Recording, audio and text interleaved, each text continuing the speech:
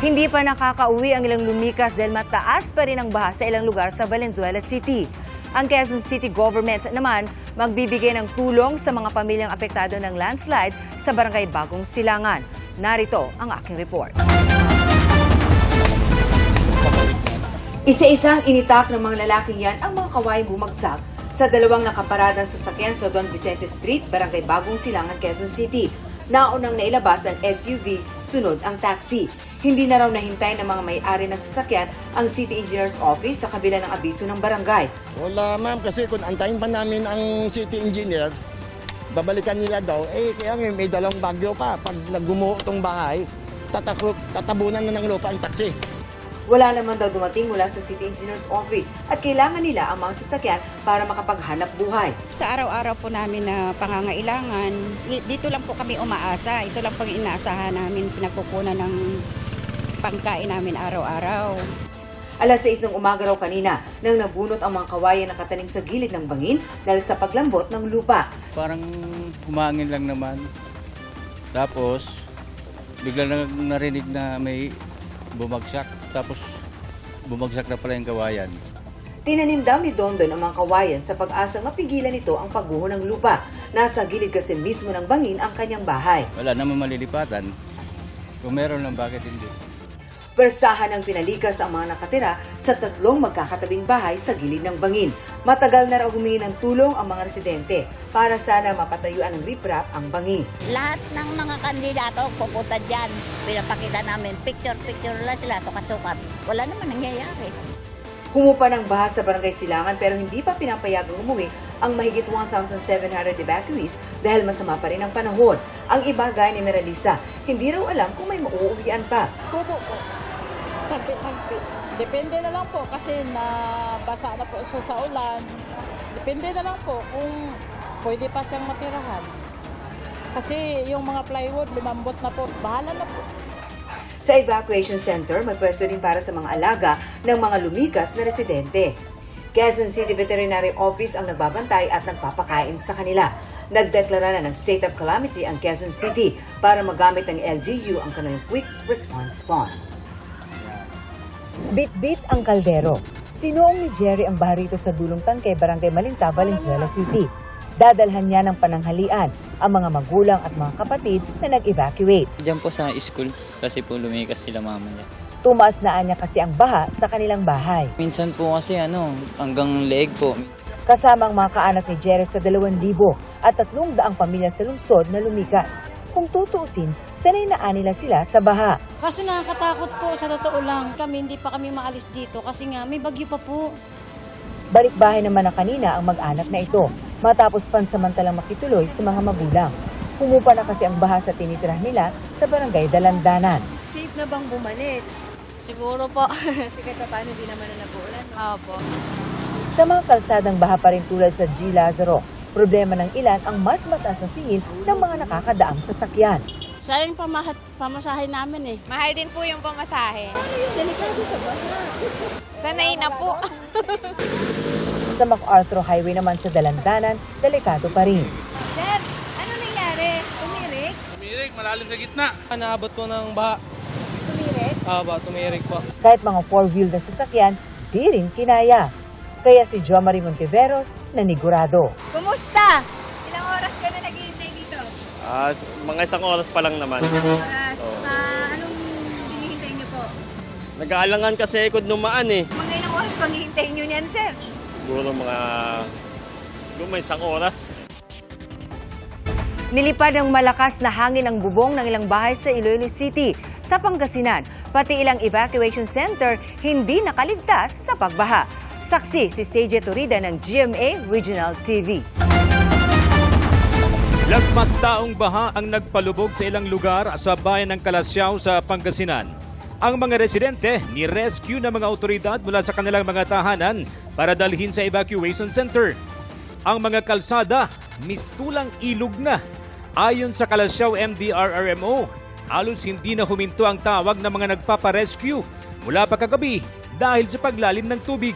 Patuloy rin ang pag-apaw ng Marusay Sinukalan River. Hanggang 6 feet above, lagpas taong tubig baha. Mula po kagabi ay meron po tayong bulk ng rescue operation sa Barangay Mancop at saka sa Barangay Lasip. Sa huling tala ng Kalasyaw MDRRMO, 21 barangay ang lubog sa baha. Kasabay nito, isinailalim na sa state of calamity ang Kalasyaw. Malaking tulong daw ito para magamit ang emergency funds ng LGU para sa mga apektadong residente. Sa ngayon, mahigit 10,000 pamilya na ang apektado ng baha at mahigit 80 pamilya ang nananatili sa evacuation center. Idineklara na rin ang state of calamity sa Dagupan City. Malawakan din ang pagbaha sa lungsod. Kaya pinasok na ng tubig maging ang St. John the Evangelist Cathedral. Sabi ng ilang residente, lagpas bewang na baha ang pumasok sa kanilang bahay sa Barangay Pugot Chico. Saan kayo pupunta? Sa Astrodome po. Okay. So mag-evacuate na kayo? Opo. Ano yung dala-dala ninyo? Damit. Kabilang din sa binaha ang Barangay Maluwod kung saan patuloy ang mga rescue operation. Nandito tayo ngayon sa Barangay Maluwod, Dagupan City at sa mga oras na ito, pasado alas 12 ng tanghali, wala tayong nararanasang pagulan pero patuloy na tumataas yung antas ng baha sa ating kinaroroonan. Ito na po yung mga tubig na galing sa mga umapaw na kailugan sa Kalapit Bayan. Sa tala ng Dagupan City RRMO, kaninang alas 4 ng hapon, mahigit 300 pamilya na ang nananatili sa mga evacuation center sa lungsod tulad sa People's Astrodome. Di pa kabilang dyan ang mga inilikas ngayong araw. Pero kahit ang mga evacuation center, binabaha na rin. Sa buong probinsya naman ng Pangasinan, umabot na sa mahigit 700 ang mga pamilya na nasa mga evacuation center ayon sa Pangasinan PDRRMO. May mahigit 700 pang pamilya na lumikas at nananatili sa iba pang lugar. Problema rin ang baha sa Iloilo. Sa Barangay Taft North, Mandurriao sa Iloilo City, 8 pamilya ang lumikas muna sa makeshift evacuation center. Iniinda na rin ng mga residente ang epekto ng baha sa kanilang kita. Pigado, gidang bakla na kay gaba kasi giman ulan man.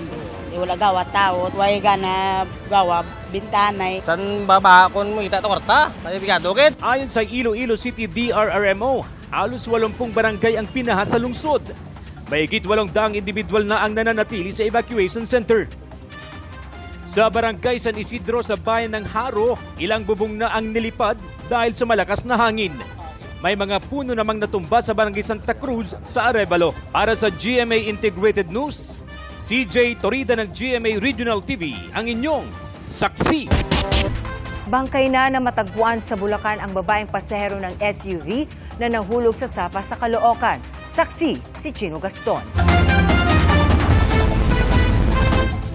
Pasado alas 2 ng hapon nang matagpuan sa katubigan ng Barangay Taliptip sa Bulacan, Bulacan ang labi ng isang babae na nakaasul na pantalon at pulang t-shirt. Agad itong nakilala ng kanyang mga kaanak na si Rebecca Andrade base sa suot nitong kwintas.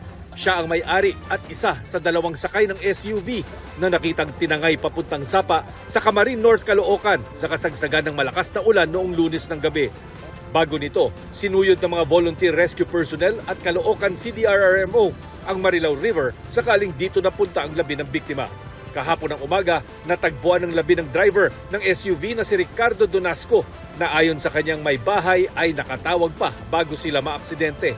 Kwento ng ilang saksi, sinubukan pa nilang itulak ang SUV na lumutang dahil sa lalim ng tubig sa kalsada pero bigo na silang iligtas ang 2 sakay nito.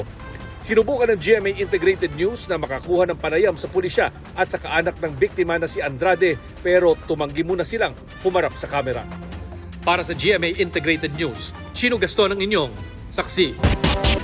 Mahigit 300 milyong piso ng inisyal na halaga ng mga nasirang pananim sa bansa dahil sa nagpapatuloy na masamang panahon.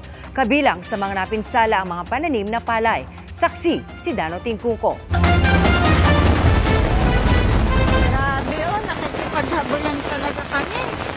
Sa San Vicente, Abra de Ilog, Occidental Mindoro, may mga magsasakang nagkukumahog para isalba ang kanilang pananim. Tumaas na kasi ang tubig sa palayan. Bigla talaga yung lakas ng ulan, grabe. Naglulusaw na.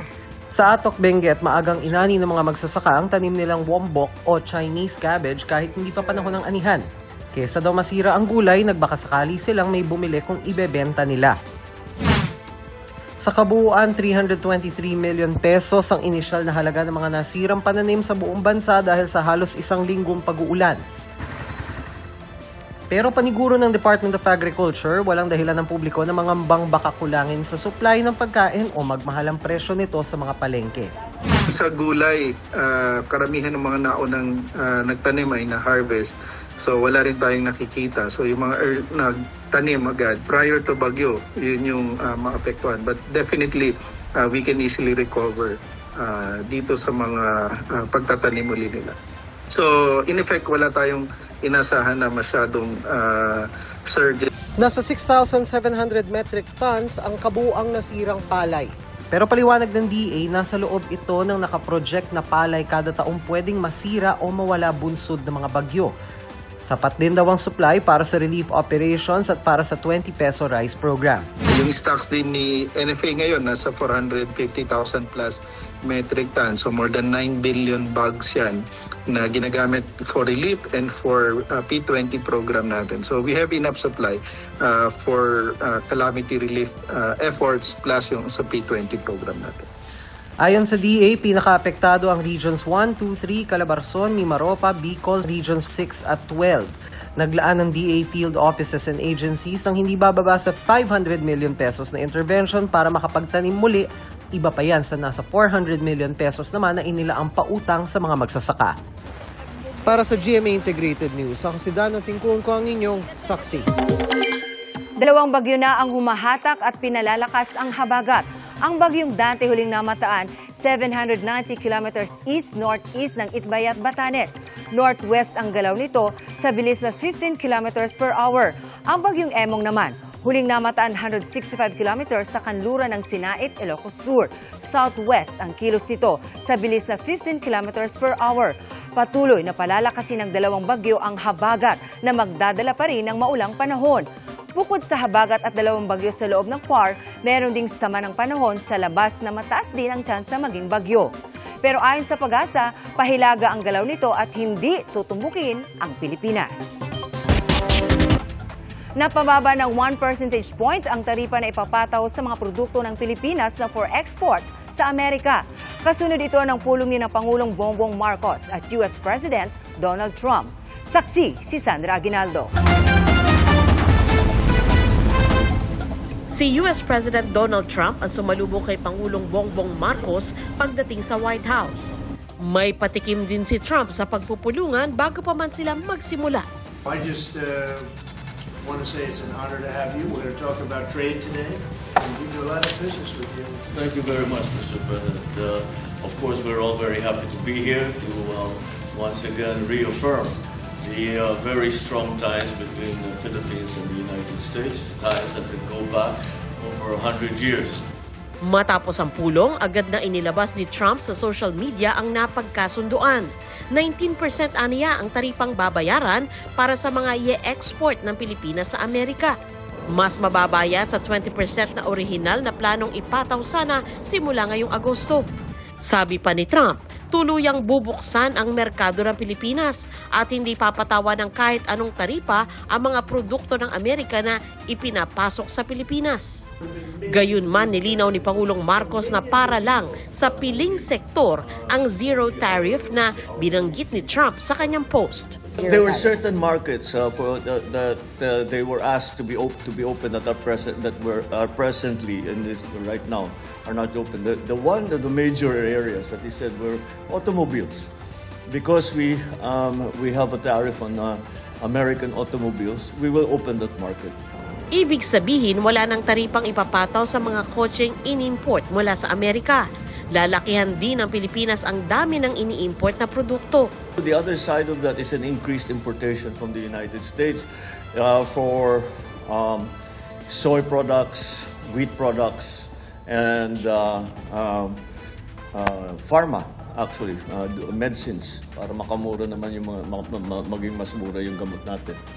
Tanong sa Pangulo, hindi kaya lugi ang Pilipinas dito? That's how negotiations go. We managed to bring down the 20% tariff rate for the Philippines to 19. Now, 1% might seem like a very small concession.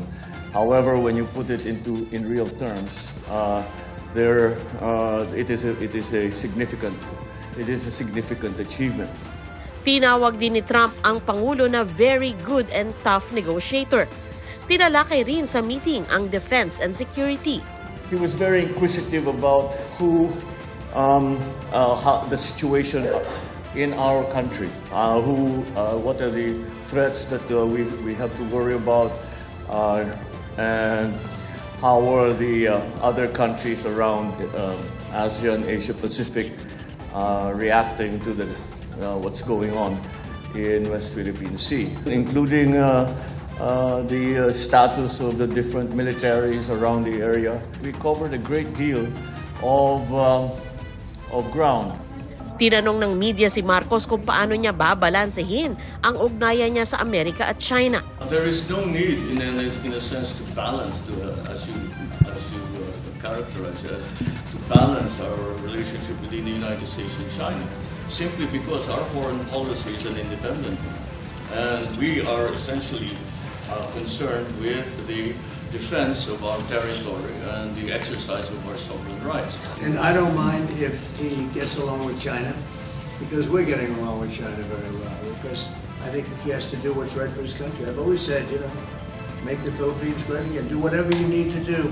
Kaugnay naman sa planong magtayo ng pasilidad para sa produksyon ng mga armas sa dating base militar ng Amerika sa Subic, sabi ni Trump mahalaga ito sa dalawang bansa. Very important, otherwise we need ammunition. We're going to end up in a few months, we'll have more ammunition than any country has ever had. The United States is assisting the Philippines in what we call our self-reliance defense program, which is to allow us to be self-reliant and to be able to stand our own 2 feet, whatever the circumstances that occur in the future.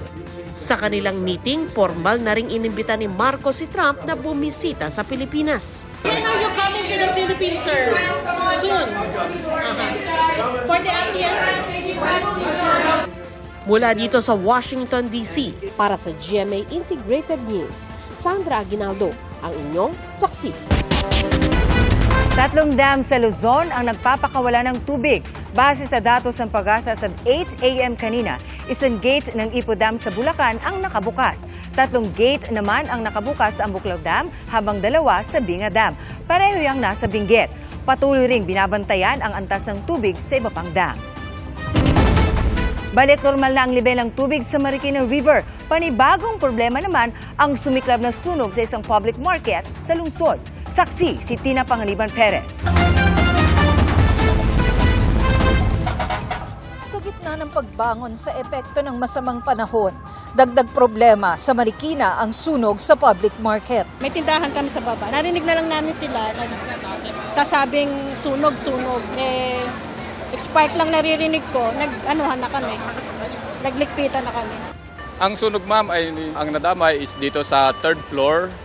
Nitong 3-story na yung mababa is mercantil or mga tindahan. Wala tayong naitala na nasaktan or nasugatan sa mga sibilyan or sa ating kasamaan sa bumbero. Inaalam pa ng arson investigators kung saan eksaktong nagsimula ang apoy, ano ang naging sanhi nito at kung magkano ang iniwan nitong pinsala. Sa ibang lugar sa Marikina, abala na ang ilan sa paglilinis ng mga iniwang basura ng pag-ulan. Balik normal na ang level ng Marikina River. Kaya kahit may paminsan-minsang ulan nitong umaga, may mga namamasyal na sa riverbank para manghuli ng isda. Gaya ni Glenn Chavez, na lumikas nang umabot sa tuhod ang baha sa loob ng kanilang bahay sa Barangay Santo Niño. Binibigyan na sa kapitbahay yung isda. May malalakas din ang loob na lumangoy sa ilog kahit malakas ang agos. Mataas pa rin yung tubig sa Marikina River kahit normal na ang antas nito sa ngayon, kaya hindi pa makapagsagawa ng dredging ang Marikina City LGU.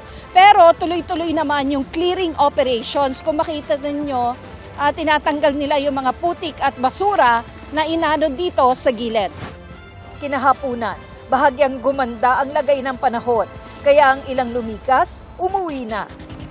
Dito sa Marikina Elementary School, lumikas kahapon ang 169 na taga-barangay Santa Elena.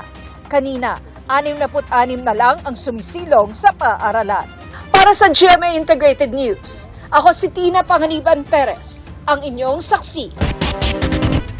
Binira ni Vice President Sara Duterte ang pagtugon ng Administrasyong Marcos sa problema sa baha. Tinutulan din ng Vice Presidente ang mungkahin ng Amerika na pagtatayo ng ammunition manufacturing facility sa Subic Bay. Ang sagot ng Malacanang sa aking report. Sa isang interview sa The Hague, Netherlands, naghayag ng pagtutol si Vice President Sara Duterte sa iminumungkahi ng Amerika na pagtatayo ng ammunition manufacturing facility sa Subic Bay sa Zambales. Sabi ng bise, walang independent foreign policy ang Pilipinas kung iisang bansa ang kinikilingan nito. Ang nakalagay sa ating saligang batas, no, na meron tayong dapat independent foreign policy. Kung yung ginagawa ng gobyerno ay kumpiling sa iisang bansa lang, ibig sabihin nun, wala na tayong true independent policy. Ang mungkahing ammunitions facility, bahagi ng Defense Cooperation ng Amerika at Pilipinas sa ilalim ng Enhanced Cooperation Agreement o EDCA.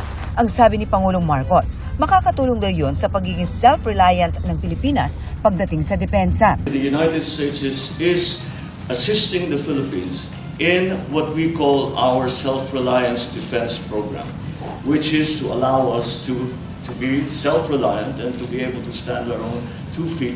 Binatikos din ni Duterte ang pagtugon ng Administrasyong Marcos sa problema ng mga pagbaha. Kabilang, ang mungkahi ng Pangulo na ipunin ang floodwater para magamit sa tagtuyot. Ipunin po natin lahat, tapos i-deliver po natin sa Malacanang para po may mainom siya. Sabi ng palasyo, nakapagtataka raw na tila hindi alam ng bise ang Republic Act 6716 o Act providing for the construction of water wells, rainwater collectors, development of spring and rehabilitation of existing water wells in all barangays in the Philippines. Kinutya niya ang suwestyon na ito ng Pangulo na ipunin ang tubig ulan. Marahil ay hindi po niya batid ang batas na ito at ang pinapalabas lamang niya ay pag-iipon ng tubig sa timba.